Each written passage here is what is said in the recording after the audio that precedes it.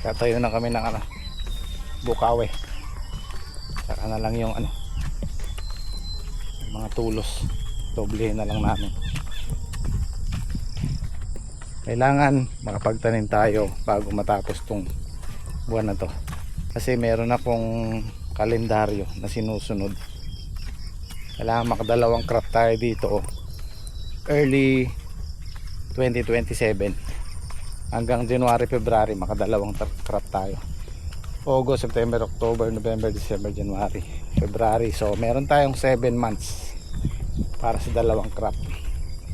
Susunod namin yung grafted dyan para sulit yung balag. Ito po yung lagi ko sinasabi, pagka basal na ganyan medyo mabigat yung puhunan, malaki ang gastos, kaya susulitin natin yan sa pangalawang tanim.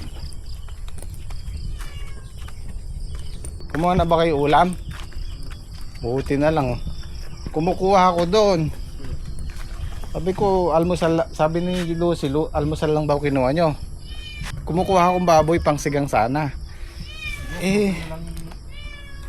Baka almusal tanghalian na yan. Meron na. Kumuha daw siya ng maling eh. May itlog dyan, no? Naluto yung itlog ng isang araw. Ito yung pinagdidiskitahan nila kahapon yung puso ng saging dyan. Isisisig daw nila.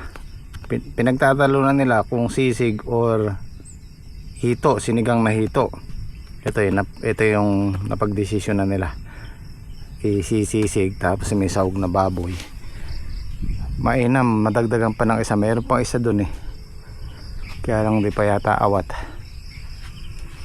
Konti lang to pag nahiwa. So itong kanal namin na to, pag tutubuan ng damo yan meron na. Mabilis lang yan, sa loob na isang linggo makapal na yan. So double purpose ang gagawin namin. Bubuhayin namin tong kanal tapos gagawa kami ng harang dyan, yung pinakapilapil, ganito rin kataas, para pag nagpapatubig hindi tumatakas. Kasi pagka ang nangyayari dyan, pagka mababaw to, nagpatubig ka dito sa isang tudling, lumilipat doon, so matagal. So kailangan pag nagtutok ka ng hose, dito lang nakatutok, diretso yan, mabilisan, hindi siya tumatakas. So bubuhayin namin ni Emo ito, nagawa tayo ng pilapil dyan, double purpose, magdadamo na rin pag medyo makapal na yung damo. Maganda kasi magpatubig pagka diretso, walang takas yung tubig, mabilis. Ayan, kagaya nito guys sa gilid, pinasadahan ni Emo ito, dalawang pasada, mataas yung pilapil, dyan lang ang tubig nakapokus, hindi siya tatakas dito. Alambre namin kukulangan siguro ng mga 5-6 na pag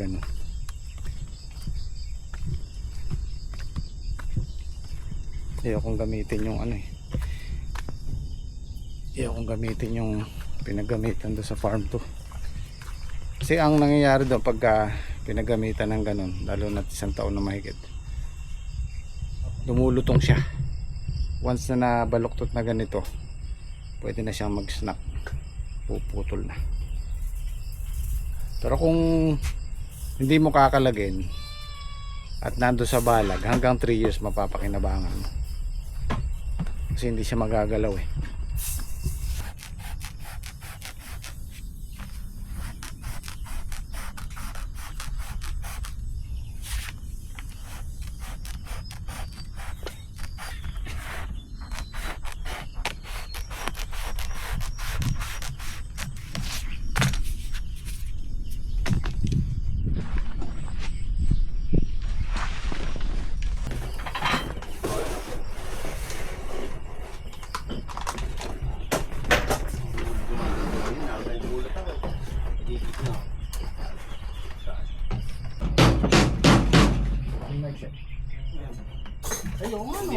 Hindi mapapangkulan eh. Ba't ganda?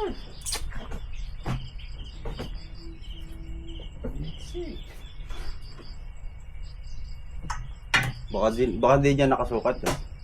Dulo. Sukat-sukat pa kasi no Bert? Let's go. Bitid pala. Putol. Palpak guys. Palpak. Palpak. Nagugutom yata ba? Ulit guys. Oo nga eh. Bibirani Gilbert.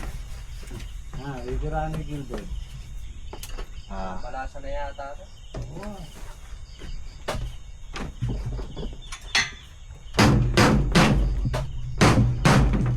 Ayos na Bert ano?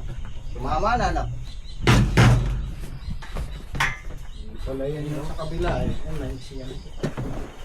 Gas siguro. Malapad to.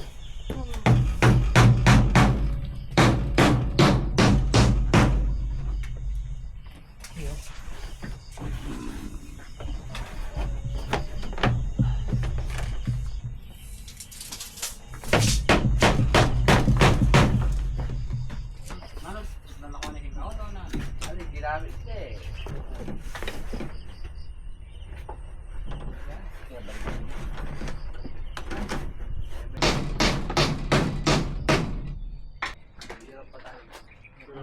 Kulang. Nakalima na. Anin pa'y kulang na.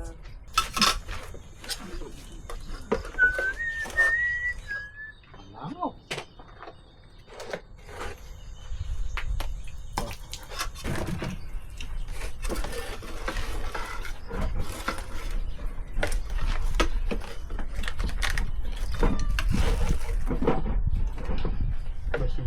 Mo pang niluto ng abot. Ano lang yapon mo.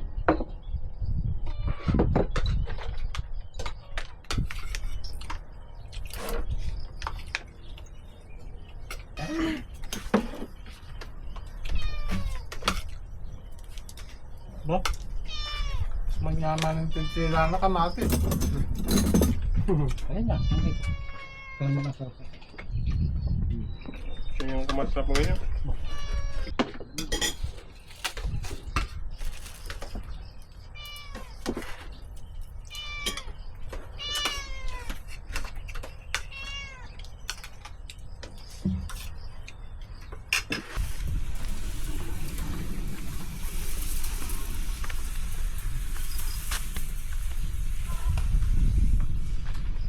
Ya, pinay tetang metong. Ya, yun na ba isa? Apo, yun na po. Kakasya na siguro yan. Mataas. Taas kasi si Emoy. Sakto lang.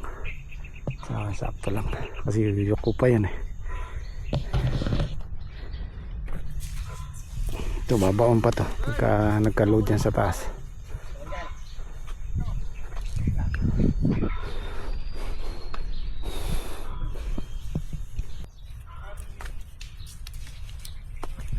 Ayos.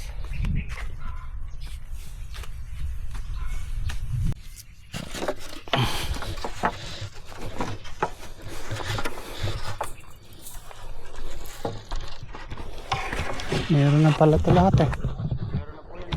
Buhay na lang dito.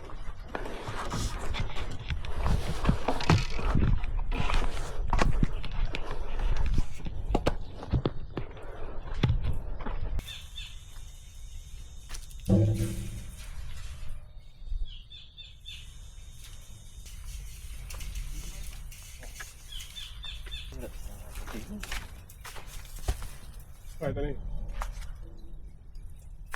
Saan kaya yun? Ay eh. Natikman ko eh. Tignan mo, tignan mo. Oo. Buti din, natapakan. Buti na lang, di natapakan mo lang yan.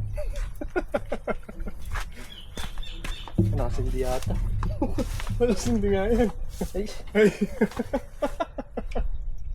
Live pa mo eh, live. Ngayon makanyin.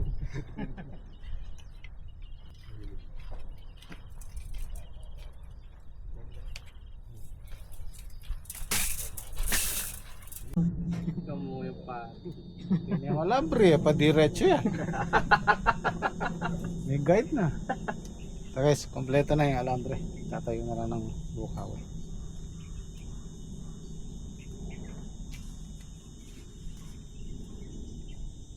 Tara, tayo na tayo. 11:30. Mamaya pag malamig-lamig tayo bumira.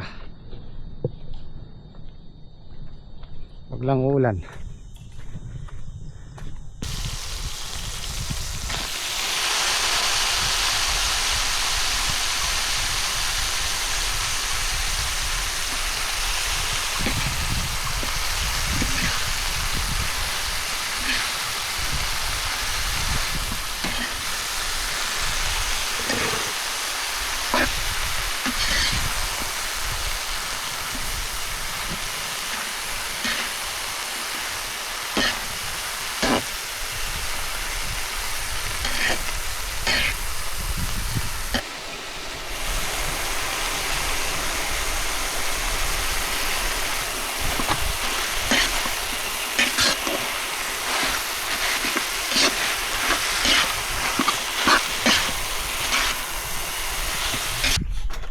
Sabon.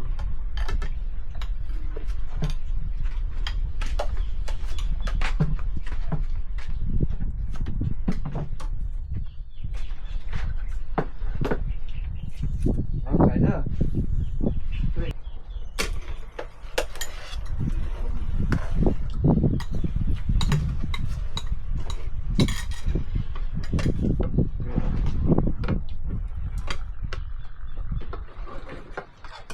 Sarap po yun. Loko mo.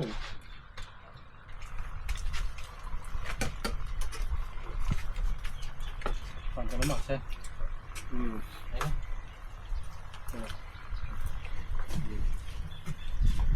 Kalaso.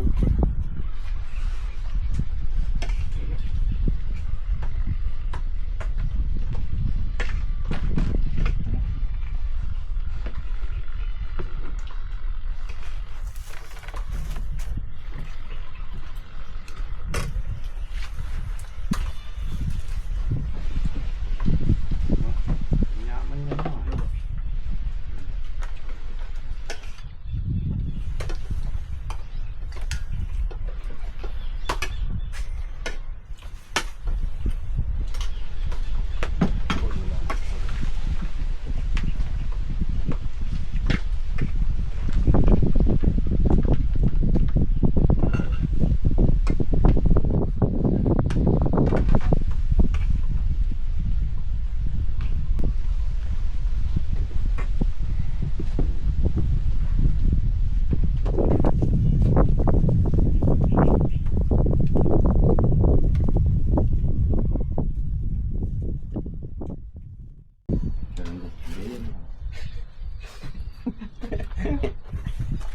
Na-hold up ba niya? Na-hold up.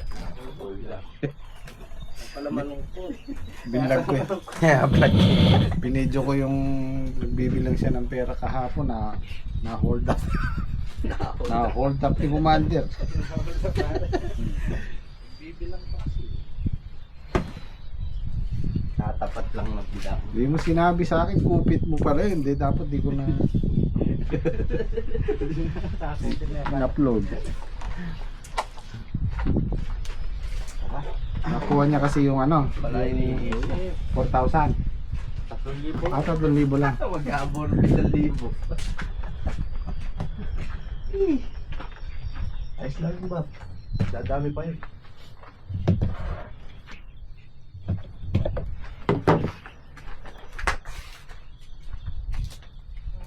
Gagamitin mo yung Kupon. ito na yung kuwan na lang yung puti. Meron doon, di ba? Meron na lang.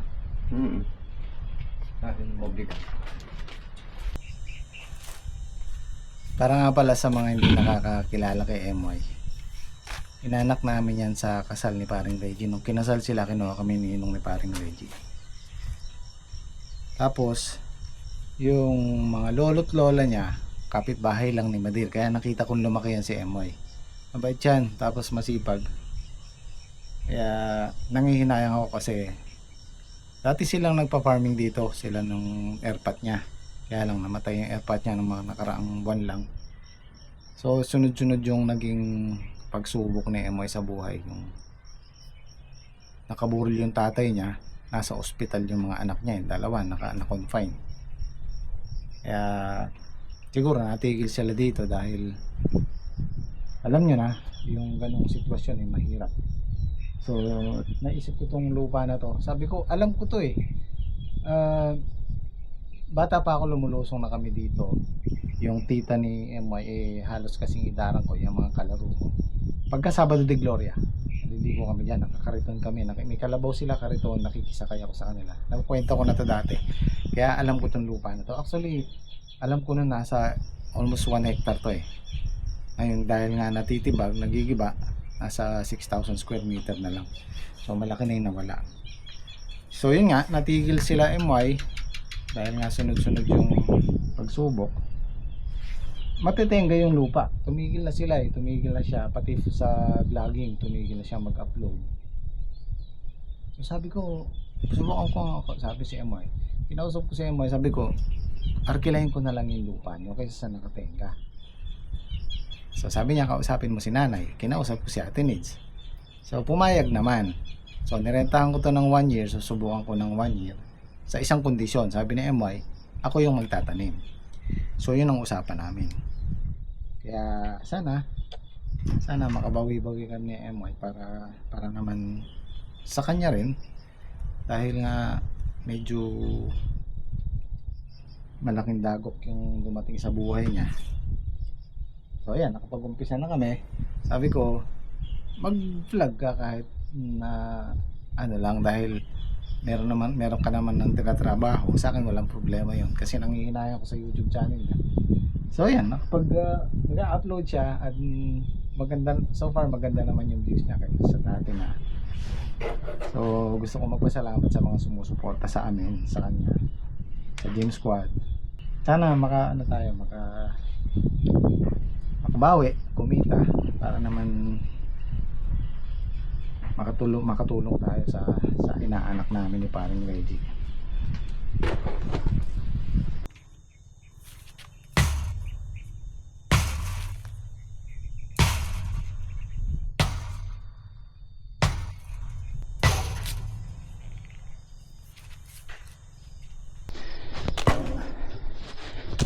Kailangan kasi nating ibaon yan, dahil pag ganyan may tendency siyang babali dito. Kaya kailangan yung nakalitaw niyan ganyan lang hanggang dito sa alambre. Yan, lupa na yung mapuwersa yan. Yan kasi babaliin yan pag mahabang ganyan. Ay, malanggam.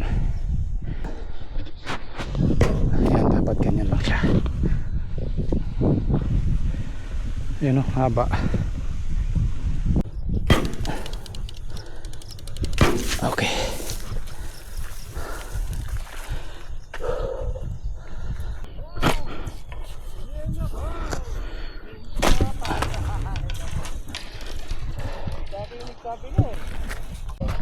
Magyala lang pala, pwede na mag-slip eh. Oo, kaya sa akin sinisisin eh.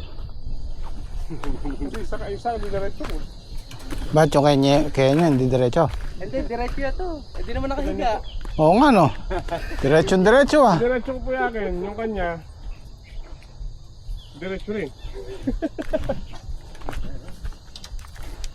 Ay, mabunga yan. Lalo may apungin nyo. Malasin na yata rin. Pag naglagay tayo ng pamakpak dyan, nakapaganyan yan. Oo. Oo nga no, kap eh. Diretso ka kasi eh. Oo nga no, kap eh. Ngwete eh. Pag nagbubong ka dyan, may sudya rin yan.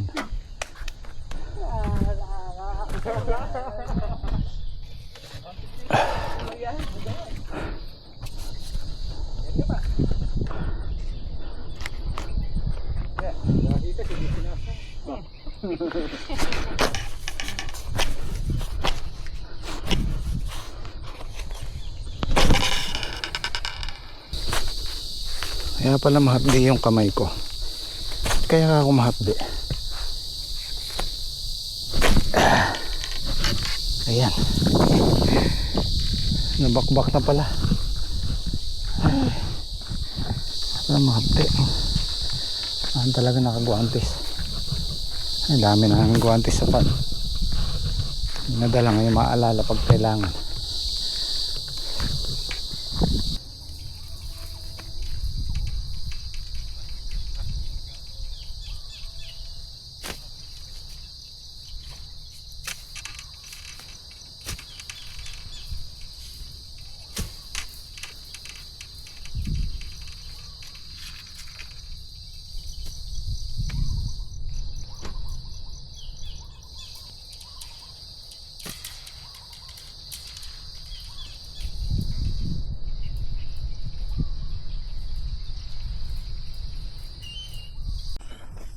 Okay guys, uwi na kami. Bukas naman.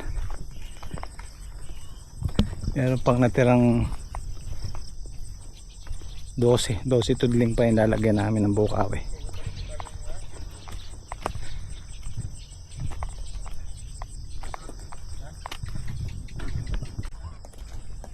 Pwede na kaming magbabad ng buto.